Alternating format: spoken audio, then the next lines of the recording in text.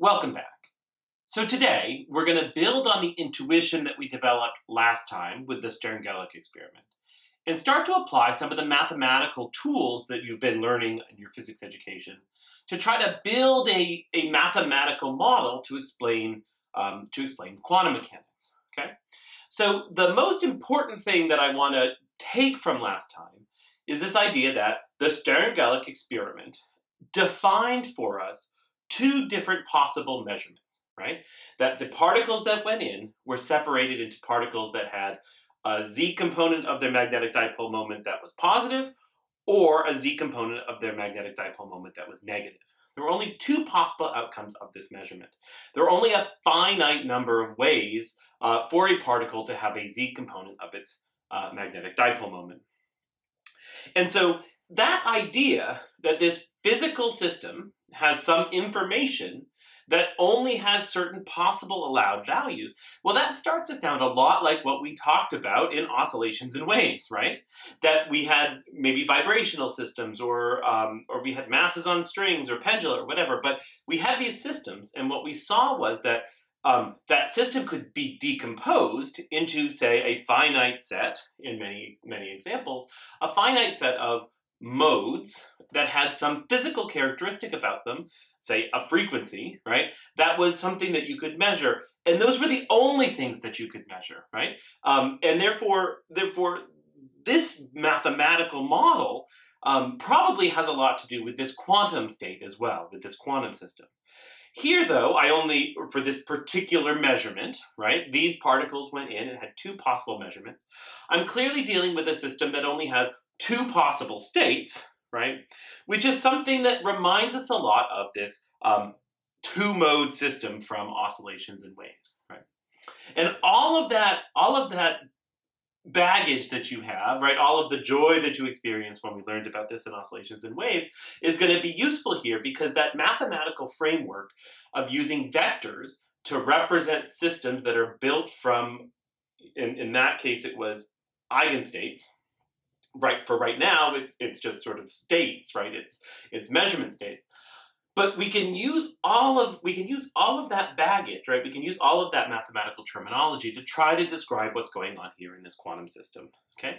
So when you think about these two states, the two outcomes of the SternGaelic experiment, I want you in your mind to think about that in terms of the language that we used when we were talking about, say, a system that had that had two vibrational modes, right? That there's really a physics question involved in that. What is the measurement of this? And therefore, the vector space that we're talking about is really the vector space of measurements, right? And how can we reconstruct a generalized state based on that set of basis vectors? And so we want to think about these two possible outcomes of the SternGaelic experiment as exactly that, as basis vectors. Okay, and so I'm going to call them plus and minus. The plus basis vector are what happens if your particle has a z component of its magnetic dipole moment that's positive, and the negative one is when the projection of the magnetic dipole moment on the z-axis is negative, right? It's going to be a lot easier when I can call it spin up and spin down. It's coming. But for right now, I have a positive measurement of the magnetic dipole moment or a negative measurement of the magnetic dipole moment. And of course, that's a lot of words to use, and so oftentimes, instead of talking about the magnetic dipole moment, we actually reparameterize the problem in terms of a vector that we're going to call spin. And of course, spin gives us this idea in our mind of, something with angular momentum.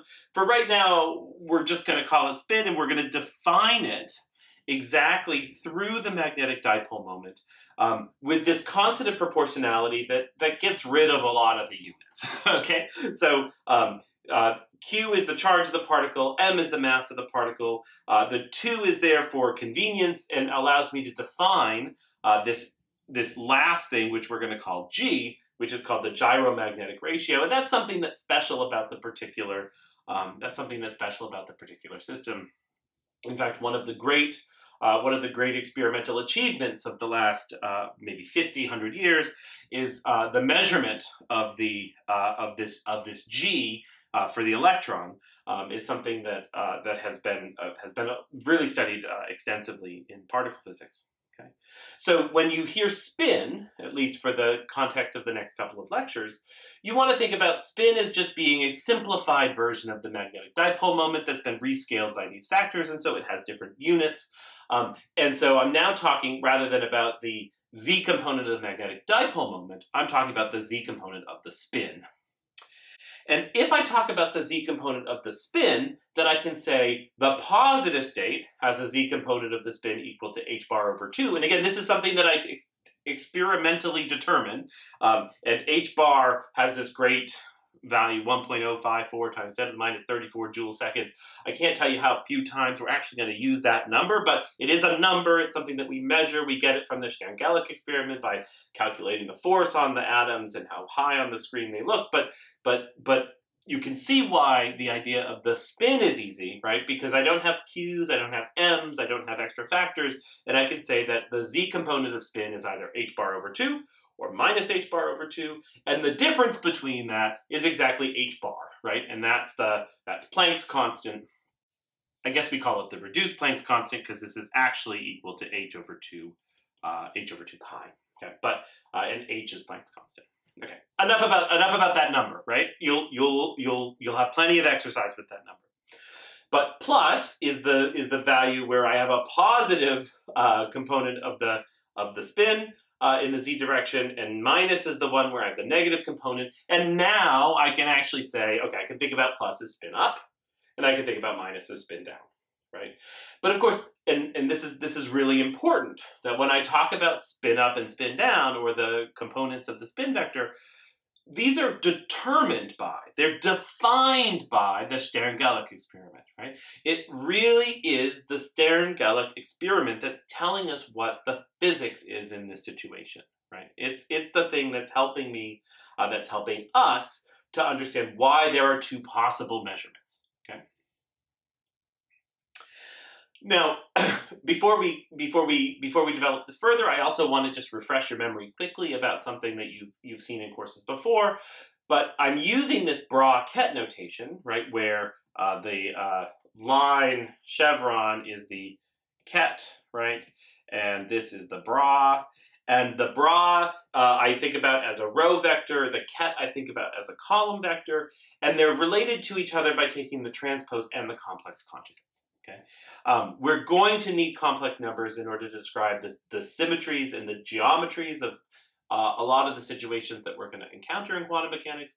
And so it's better not to assume that numbers are real from the get-go and then later have to introduce complex numbers. We're just going to do it from the beginning, okay? So my vectors can be complex, and therefore when I transpose a vector and I go from the ket to the bra, I have to make sure to remember to take the complex conjugate as well as the transpose.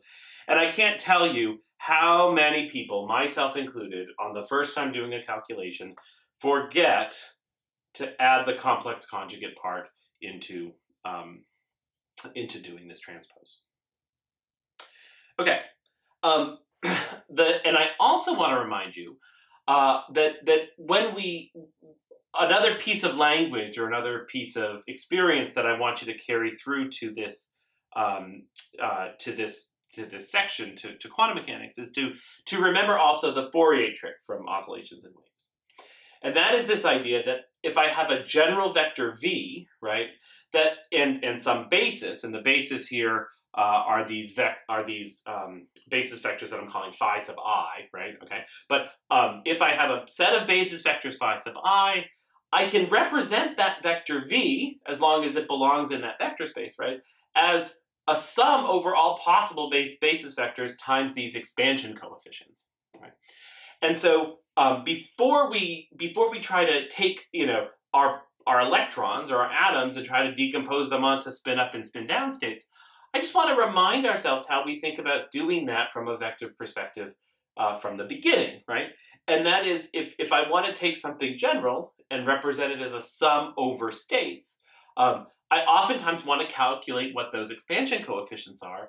And to do that, I do the Fourier trick, right? Because if I start with this line and I want to find out one of the particular alphas, right? Well, what do is I take the dot product of my general vector with some other basis vector, right? I still have my sum over I here for a moment. I have my alpha sub i's. I have my phi sub j, phi sub i's, right? And you'll say, oh, of course, this thing is just the Kronecker delta, right? We spent a lot of time loving that in oscillations and waves. That Kronecker delta collapses the sum. And so the right-hand side now is just equal to alpha sub j. The jth term is the only one that that survives that process. And so I can get these expansion coefficients by doing the Fourier trick, right? And I want us to have that in mind. And feel free, ask me questions about this, right? This is one of the things I intend that we're probably going to want to talk about or remind ourselves of when we get to office hours. After all, for half of you, oscillations and waves was just a few weeks ago. For the other half of you, oscillations and waves was perhaps a little bit longer. So let's go back to the narrative of this story, right? So I have some vector, right? And that represents my state, which on this slide I'm calling me, right? And I guess I want to know, right, how much of me is spin up and how much of me is, say, spin down. And so I can use the Fourier trick, right, to find out, well, how much of me is spin up. That's equivalent to me taking the vector me, right, and doing the Fourier trick with a particular basis vector, in this case spin up. And that result is going to give me the expansion coefficient, right? So this is going to be the expansion coefficient that's going to tell me sort of how much of that vector is in the direction of plus, okay? And this is, we have to take a moment and allow ourselves to be confused by this language for a minute, right? Because when we first encountered vectors and projections, either in linear algebra or geometry or physics 245 or whatever, our first picture of this was really a vector in 3 space, right? And we said, what's the x component, what's the y component, what's the z component? Here, I still have a vector space, but I'm asking myself, what part of this vector, not what part's in the x direction, right? What part of it is in the state that's spin up? And what part of this vector is in the state that's spin down, right? And so the idea of a vector is not so much some arrow pointing in some direction in some arbitrary, Euclidean space. Our idea of a vector is really the idea of a state that's built up of other states. And these expansion coefficients tell me how much of it is in each of those states. And so if I know that I'm in the plus state, right? So I've gone through the SternGaelic experiment. I know I've gone up, and therefore that electron, that atom, has a positive, z component of its spin. Then I can start to ask myself, well, how much of the plus state is in the plus state? Well, all of it, right? I mean, I'm literally saying how much of the plus is in the plus. Well, that's equal to 1, right? That is the same vector, right? And so when I take this dot product, when I say how much of it is in that direction, all of it's in that direction, right? That's something that's equal to 1. And I can do the same thing with the minus state, right? If I'm in the minus state, then I'm in the minus state, and therefore that dot product is 1 as well, right? And so this Bra and Ket now give us this idea of the projection being a question, right? You take the right-hand side is the state, right? And you're saying how much of it, by applying this thing on the left-hand side, how much of it is in minus in this case, right? And if you're saying you start with minus and you ask how much of it is in minus, well, the whole thing is in minus and it's equal to 1. Of course, the other question is also really interesting, right? If I have the plus state, well, how much of it is in the minus state? Well, all of the atoms, all the electrons or whatever, all the particles that went to the plus state, none of them are in the minus state. So this is a big 0. And the same thing, if I look at that beam of particles that are spin down, and I ask how many of them are spin up, none of them are spin up, right? And so I've started to, we can visualize this Fourier trick in terms of these pure states, right? In terms of things whose measurements have already been made. And I get this great logic table that tells me, plus dot plus is 1, minus dot minus is 1, and the cross products are 0. Well, that's a beautiful orthonormal basis. Right? And that just reaffirms this idea that that whole space of outcomes, the whole vector space of particles, can be described by how much of it is up and how much of it is down, right? And that then describes the basis really well. And I really like this language, right, of the left-hand side of the dot product is really asking, like, how much of you is in my state? Right? And the outcome of that is the expansion coefficient, right? That tells me that tells me, the thing is a linear combination. How much of it is in there? And so when I write it like this, now you start to recognize all these slides that you've seen seniors give for the last couple of years, right? When they start talking about quantum mechanics or they start talking about building states. On the left-hand side of this expression, I have what we would call a general state, which I'm going to call psi. And I'm going to say that psi is a linear combination, right? It's a sum over my basis states of the plus plus the minus with two unknown coefficients here. And those two unknown coefficients are the projections in those two directions, right? They're how much of the state is in plus and how much of the state is in minus. But we're going to call them probability amplitudes. We're going to call them probability amplitudes for a very important reason, and it's a reason that we'll get to in the next lecture. But in quantum, we do have this. We call those expansion coefficients probability amplitudes, or sometimes just amplitudes. Now, before you go, right, before you stop listening to me for today, I want you to think about two things, right, in this language of oscillations and waves that's going to help us to make the next jump. First is that you can imagine that this SternGaelic experiment has defined a basis for a two-dimensional vector space, right, or two-dimensional system. But is it the only basis, right? I know that I can take information and rearrange it. Right? And so if I have a basis, you might ask yourself, well, what are the other bases, right? And that's something that's a really good question. And of course, that gets back to the fact that my SternGaelic experiment was chosen to be in the z direction. What if I moved it in a different direction, right? So I want you to have that question in your mind. And the other thing I want you to think about is, well, in oscillations and waves, every time we had an orthonormal basis, right? Every time we constructed a basis, we generally got that from some eigenvalue problem, right? And so are there operators, are there structures that we're going to take the eigenvalues of to actually get, or eigenvectors and eigenvalues of to actually get these systems? After all the pieces are there, right? We have measurements that sound a lot like eigenvalues, and we have basis vectors that sound an awful lot like eigenvectors, right? And so it would not be a big jump for us to think about something that can generate those eigenvectors and eigenvalues. So the take-home messages for today are, I want you to think about these measurement states, right? I have some operation, a SternGaelic experiment, for example, right? But you can imagine I have other things. I have some operation that defines a basis, and therefore all of my states can be decomposed onto that basis, and the expansion coefficients are the things that we're going to call the probability amplitudes.